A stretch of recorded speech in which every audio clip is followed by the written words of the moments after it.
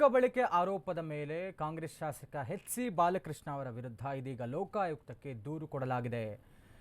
ಭೂ ಕಬಳಿಕೆ ಮಾಡಿದ್ದಾರೆ ಅನ್ನುವಂಥ ಆರೋಪ ಶಾಸಕ ಎಚ್.ಸಿ. ಬಾಲಕೃಷ್ಣ ಅವರ ಮೇಲೆ ಬರ್ತಾ ಇರೋದಿದೆ. ಇದರ ವಿಚಾರವಾಗಿ ಅವರ ವಿರುದ್ಧ ಕಂಪ್ಲೇಂಟ್ ಫೈಲ್ ಆಗಿದೆ.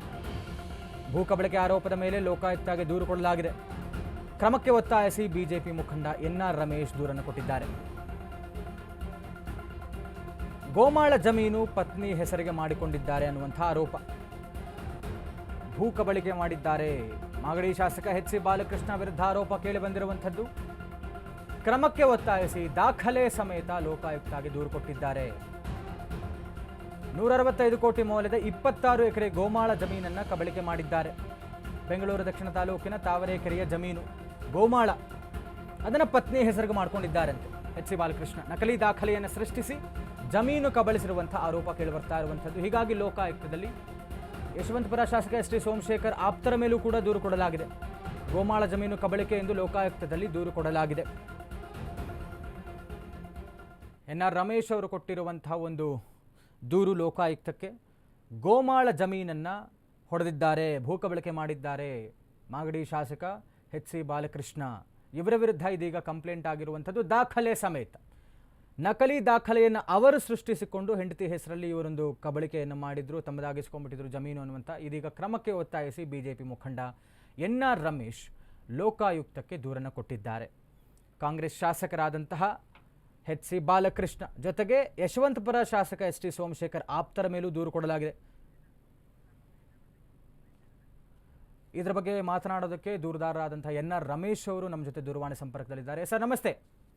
ನಮಸ್ಕಾರ, ಹೇಳಿ ಸರ್. ಶಾಸಕರಾದಂಥ ಎಚ್.ಸಿ. ಬಾಲಕೃಷ್ಣ ಅವರ ಮೇಲೆ ಮಾಡಿರುವಂತಹ, ತಾವು ಕೊಟ್ಟಿರುವಂತಹ ದೂರು ದಾಖಲೆ ಸಮೇತ ಲೋಕಾಯುಕ್ತದವರಿಗೆ ಕೊಟ್ಟಿದ್ದೀರಾ, ಏನಾಗಿದೆ ಸರ್? ಹೌದು, ಒಂದು ಯಶವಂತಪುರ ವಿಧಾನಸಭಾ ಕ್ಷೇತ್ರ ವ್ಯಾಪ್ತಿಗೆ ಬರುವಂತಹ ಬೆಂಗಳೂರು ದಕ್ಷಿಣ ತಾಲೂಕು ತಾವರೆಕೆರೆ ಹೋಬಳಿ ಕುರುಬ್ರಳ್ಳಿ ಗ್ರಾಮ ಸರ್ವೆ ನಂಬರ್ 158ರಲ್ಲಿ ಒಟ್ಟು 130 ಎಕರೆ 29 ಗುಂಟೆ ವಿಸ್ತೀರ್ಣದ ಸುಮಾರು 800 ಕೋಟಿ ರೂಪಾಯಿ ಎಷ್ಟು ವಿಸ್ತೀರ್ಣದ ಸರ್ಕಾರಿ ಗೋಮಾಳ ಪ್ರದೇಶ ಇದೆ. ಇದ್ರ ಮೇಲೆ ಕಣ್ಣಾಕಿರ್ತಕ್ಕಂಥ ಸ್ಥಳೀಯ ಜನಪ್ರತಿನಿಧಿಗಳು, ರಾಜಕಾರಣಿಗಳು, ಪ್ರಭಾವಿಗಳು, ಸರ್ಕಾರಿ ನಿಲುಗಳು, ಅಧಿಕಾರಿಗಳು ಸ್ವಲ್ಪನೇ ಸರ್ಕಾರಿ ಸ್ವತ್ತನ್ನ ತಮ್ಮದನ್ನಾಗಿಸ್ಕೊಳ್ಳುವಂತ ಕೆಲಸ, ಕಾನೂನು ಬಾಹಿರ ಕೆಲಸಕ್ಕೆ ಮುಂದಾಗಿದ್ದಾರೆ. ಇದ್ರ ಪೈಕಿ ಸರ್ವೆ ನಂಬರ್ 158ರಲ್ಲಿ 8 ಎಕರೆ ವಿಸ್ತೀರ್ಣದ ಸ್ವತ್ತನ್ನ ತಮ್ಮ ಹಿಂಬಾಲಕರಾಗಿರ್ತಕ್ಕಂಥ, ಬೇನಾಮಿಗಳಾಗಿರ್ತಕ್ಕಂಥ 9 ಜನರ ಹೆಸರಿಗೆ ಪಾಣಿಗಳನ್ನ ಕೂರಿಸಿ ಗ್ರಾಂಟ್ ಆಗಿರೋ ರೀತಿಯಲ್ಲಿ ದಾಖಲೆಗಳನ್ನ ಸೃಷ್ಟಿ ಮಾಡಿ, ಅದಾದ ನಂತರ ಅವರು ಏಪ್ರಿಲ್ 3ನೇ ತಾರೀಕು ಮತ್ತು ಮೇ 15ನೇ ತಾರೀಕು 2 ಸ್ವತ್ತು ಮತ್ತು ನಂತರ 3 ಎಕರೆ ವಿಸ್ತೀರ್ಣದ ಸ್ವತ್ತನ್ನ ತಮ್ಮ ಧರ್ಮಪತ್ನಿ ಶ್ರೀಮತಿ ರಾಧಾ ಬಾಲಕೃಷ್ಣ ಅವರ ಹೆಸರಿಗೆ ನೋಂದಣಿ ಮಾಡಿಕೊಳ್ಳೋದ್ರಲ್ಲಿ ಶಾಸಕ ಮತ್ತು ಕರ್ನಾಟಕ ರಾಜ್ಯ ರಸ್ತೆ ಅಭಿವೃದ್ಧಿ ನಿಗಮದ ಅಧ್ಯಕ್ಷರು ಆಗಿರ್ತಕ್ಕಂಥ ಎಚ್.ಸಿ. ಬಾಲಕೃಷ್ಣ ಅವರು ಯಶಸ್ವಿಯಾಗಿದ್ದಾರೆ. ಅವ್ರ ಜೊತೆಗೆ ಶಾಸಕ ಎಸ್.ಟಿ. ಸೋಮಶೇಖರ್ ಅವರು, ಮಾಜಿ ಸಚಿವರಾಗಿರ್ತಕ್ಕಂಥ ಎಸ್.ಟಿ. ಸೋಮಶೇಖರ್ ಅವರ ಹಿಂಬಾಲಕರ ಹೆಸರಿನಲ್ಲಿ 6 ಜನರ ಹೆಸರಿನಲ್ಲಿ ಒಟ್ಟು 18 ಎಕರೆ 10 ಗುಂಟೆ ವಿಸ್ತೀರ್ಣದ ಸ್ವತ್ತು, ಸುಮಾರು 110 ಕೋಟಿಗೂ ಹೆಚ್ಚು ವಿಸ್ತೀರ್ಣದ ಹೆಚ್ಚು ಮೌಲ್ಯದ ಸ್ವತ್ತನ್ನ ನಕಲಿ ದಾಖಲೆಗಳನ್ನ ಸೃಷ್ಟಿ ಮಾಡಿ ಪಾಣಿಗಳನ್ನ ಕೂರಿಸ್ಕೊಂಡು ಗ್ರ್ಯಾಂಡ್ ಲ್ಯಾಂಡ್ ಆಗೋ ರೀತಿಯಲ್ಲಿ ಮಾಡಿಕೊಂಡು ಅದನ್ನ ಕಬಳಿಸುವಂತ ಕೆಲಸವನ್ನು ಮಾಡಿದ್ದಾರೆ. ಎಸ್.ಟಿ. ಬಾಲಕೃಷ್ಣ ಅವರು ಕಬಳಿಸಿರ್ತಕ್ಕಂಥ ಸ್ವತ್ತಿನ ಬೆಲೆ ಸುಮಾರು 54 ಕೋಟಿಗೂ ಹೆಚ್ಚು ಬೆಲೆ ಬಾಳುವಂತದ್ದು. ಹಾಗಾಗಿ ಇವತ್ತು ನಾನು ಸಂಪೂರ್ಣ ದಾಖಲೆಗಳ ಸಹಿತ ಜಾರಿ ನಿರ್ದೇಶನಾಲಯ ಲೋಕಾಯುಕ್ತದಲ್ಲಿ ಅವ್ರ ಜೊತೆಗೆ ಲೋಕಾಯುಕ್ತ ಜೊತೆಗೆ ಎಡಿಜಿಪಿ ಮತ್ತು ಐಜಿಪಿ ಅವರಿಗೆ, ಜಿಲ್ಲಾಧಿಕಾರಿಗಳಿಗೆ ದೂರನ್ನ ಕೊಟ್ಟಿದ್ದೇನೆ. ಹಾಗೆ ಮಾನ್ಯ ಮುಖ್ಯಮಂತ್ರಿಗಳು ಮತ್ತೆ ಕಂದಾಯ ಸಚಿವರಾಗಿರ್ತಕ್ಕಂಥ ಕೃಷ್ಣ ಬೈರೇಗೌಡರಿಗೂ ನಾನು ದೂರನ್ನ ಕೊಟ್ಟಿದ್ದೀನಿ. ಇಲ್ಲಿ ನಾನು ಇವತ್ತು ಜಾರಿ ನಿರ್ದೇಶನಾಲಯದಲ್ಲಿ ಮತ್ತೆ ಲೋಕಾಯುಕ್ತದಲ್ಲಿ ಒಟ್ಟು ಇವರಿಗೆ ಸಹಕಾರ ಕೊಟ್ಟಿರ್ತಕ್ಕಂಥ ಬೆಂಗಳೂರು ದಕ್ಷಿಣ ಜಿಲ್ಲೆಯ ಉಪವಿಭಾಗಾಧಿಕಾರಿಗಳಾಗಿರ್ತಕ್ಕಂಥ ಎ.ಸಿ.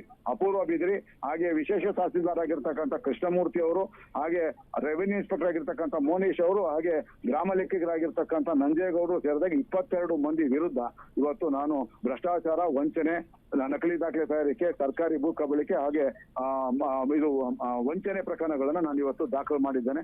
ಹಾಗೆ ಮಾನ್ಯ ಮುಖ್ಯಮಂತ್ರಿಗಳಿಗೆ ನಾನು ಸಂಪೂರ್ಣ ದಾಖಲೆಗಳ ದೂರನ್ನು ಕೊಟ್ಟು ಈ ಒಂದು 130 ಎಕರೆ 29 ಗುಂಟೆ ಕೋಟಿ ಮೌಲ್ಯದ ಸ್ವತ್ತಿಗೆ ಕೂಡಲೇ ಬೇಲಿ ಹಾಕೋದ್ರ ಜೊತೆಗೆ ನೀವು ಬಾಲಕೃಷ್ಣ ಅವರಿಗೆ ನೀಡಿರ್ತಕ್ಕಂಥ ಕ್ಯಾಬಿನೆಟ್ ಅಧ್ಯಕ್ಷ ಸ್ಥಾನವನ್ನು ತೆಗಿಬೇಕು ಮತ್ತು ಈ ಒಂದು ಭೂ ಹಗರಣದ ತನಿಖೆಯನ್ನು ವಿಶೇಷ ಉನ್ನತ ಮಟ್ಟದ ನ್ಯಾಯಾಂಗ ತನಿಖೆ ವಹಿಸಬೇಕು ಅನ್ನೋ ಆಗ್ರಹವನ್ನ ಮಾಡಿದ್ದಾರೆ. ರಮೇಶ್ ಸರ್, ಏನಾದ್ರೂ ಕಠಿಣ ಕ್ರಮ ಆಗುತ್ತೆ ಅನ್ನುವಂಥ ನಿರೀಕ್ಷೆ ಇದೆಯಾ ಅಥವಾ ಏನಾದ್ರು ಭರವಸೆ ತಮಗೇನಾದ್ರು ಸಿಕ್ಕಿದೆಯಾ ಸರ್?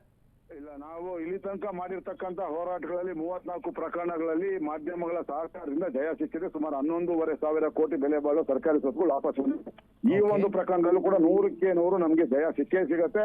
ಜಾರಿ ನಿರ್ದೇಶನಾಲಯದಲ್ಲಿ ಈ ಪ್ರಕರಣ 100ಕ್ಕೆ 100 ದಾಖಲಾಗ್ತದೆ. ಹಾಗೆ ಸರ್ಕಾರಿ ಭೂಕಬಳಿಕೆ ನಿಗ್ರಹ ವಿಶೇಷ ನ್ಯಾಯಾಲಯದಲ್ಲಿ ಲೋಕಾಯುಕ್ತದಲ್ಲಿ ಈಗಷ್ಟೇ ಕೊಟ್ಟಿರೋದ್ರಿಂದ 15 ದಿನಗಳ ನಂತರ ಕೊಡಬೇಕಾಗಿದೆ. ಅಲ್ಲಿ ಪ್ರಕರಣ ದಾಖಲೆ ನಮ್ಗೆ 100ಕ್ಕೆ 100 ಜಯ ಸಿಗತ್ತೆ ಅನ್ನೋದು ವಿಶ್ವಾಸ ನನಗಿದೆ.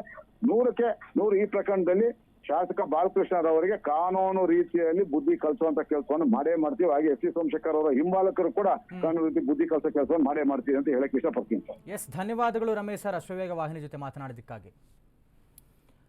ಎಚ್ ಸಿ ಬಾಲಕೃಷ್ಣ ಅವರ ವಿರುದ್ಧ ಕಠಿಣವಾದ ಕ್ರಮ ಆಗೇ ಆಗುತ್ತೆ. ಕಾನೂನಾತ್ಮಕವಾಗಿ ನಾವು ಪಾಠವನ್ನು ಕಲಿಸುವಂತಹ ಕೆಲಸ ಮಾಡೇ ಮಾಡ್ತೇವೆ. ಜೊತೆಗೆ ಯಶವಂತಪುರ ಶಾಸಕರಾದಂತಹ ಎಸ್ ಟಿ ಸೋಮಶೇಖರ್ ಅವರ ಹಿಂಬಾಲಕರು ಏನು ಕಬಳಿಕೆ ಮಾಡಿದ್ದಾರೆ ಅವರ ವಿರುದ್ಧವೂ ಕೂಡ ಅವರಿಗೂ ಕೂಡ ಕಠಿಣವಾದಂಥ ಕ್ರಮವನ್ನು ಕೈಗೊಳ್ಳುತ್ತೇವೆ, ಆ ಒಂದು ಭರವಸೆ ನಮಗಿದೆ ಅನ್ನುವಂಥದ್ದನ್ನು ದೂರುದಾರರಾದಂತಹ ಎನ್ ಆರ್ ರಮೇಶ್ ಅವರು ಹೇಳ್ತಾ ಇದ್ರು.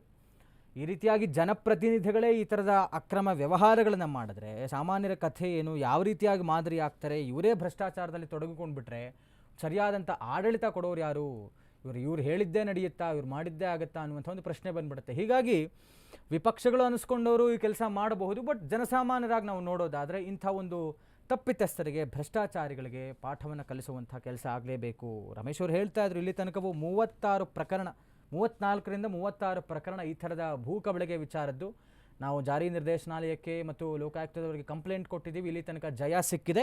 ಇವರಿಗೂ ಕೂಡ ಕಾನೂನಾತ್ಮಕವಾಗಿ ನಾವು ಪಾಠವನ್ನು ಕಲಿಸ್ತೀವಿ ಅಂತ ಹೇಳಿದ್ದಾರೆ.